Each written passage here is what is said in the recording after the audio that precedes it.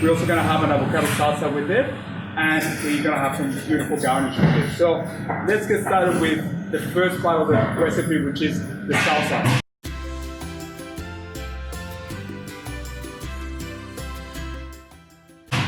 And this is a salsa that I've been working through the years. One of the ingredients that I miss a lot from Mexico is the green tomatoes, or we call it also tomatillos. It's very hard to find them in Australia, and they come with seasons. So one of the things that I've been working with is how to substitute that ingredient. And for that, I have found that zucchini is the best for that. So the first thing that I'm gonna do is I'm gonna pan fry some of the ingredients, including the zucchini and the chilies, to get all those flavors, and then blend it. So let's get started. So I'm gonna get my zucchini, and I'm gonna cut it in fours. And the only reason I'm gonna do this is so I can put it on the pan. Next thing is I have the onion. I'm only gonna use half of the onion. You can use the whole onion. It depends how much you like the flavor of onion.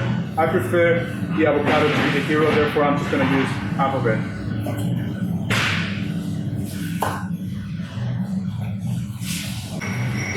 Put that in there. Alright, and then my jalapenos. And jalapenos are the most popular chili. In Mexico we have more than 60 types of chilies, but this one has conquered the world. For these jalapenos, I'm just gonna cut it in half. And the reason why is because I want the heat to get into the seeds of the jalapeno.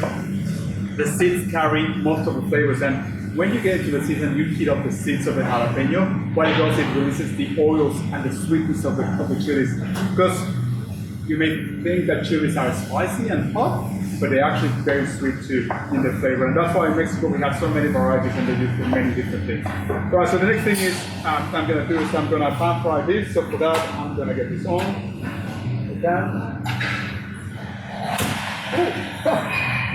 That was like half of my head here. Alright, so I'm just going to use a little bit of oil, and it's just to give it a little bit of a fry there. So I just want to make a thin layer of oil where I'm just going to pan fry my ingredients. So as I mentioned, we're going to put the onion, we're going to put the zucchini, I'm going to put my jalapenos in the middle, and the garlic as well.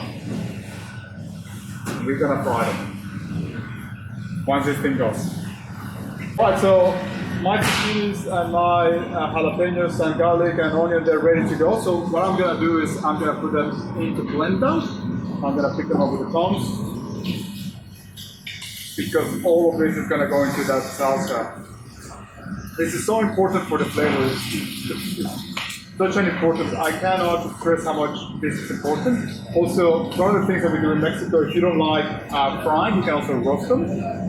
It accomplishes the same. The flavor may be slightly different, but it's very good to get all those aromas as well as the flavors out of it. All right. So now I have this. So what I'll do is I'm gonna add some of this coriander. This looks so good, it looks so fresh.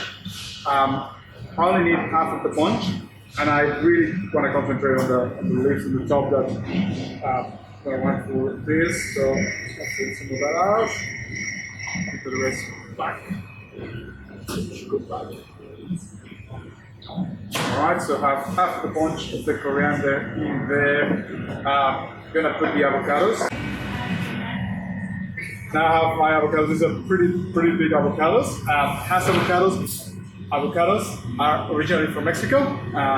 All avocados in the world originally from Mexico, and in Mexico we actually call it the green gold because it is so important for everything and so delicious. Alright, let me get the last one. Alright.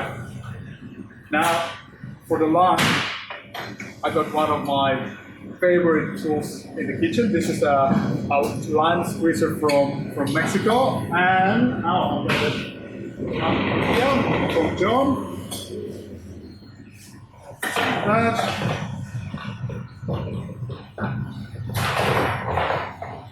One lime, juice of the lime,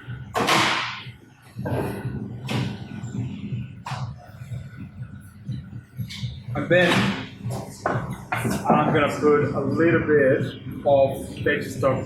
And the veggie stock is really just to make sure that everything mixes together.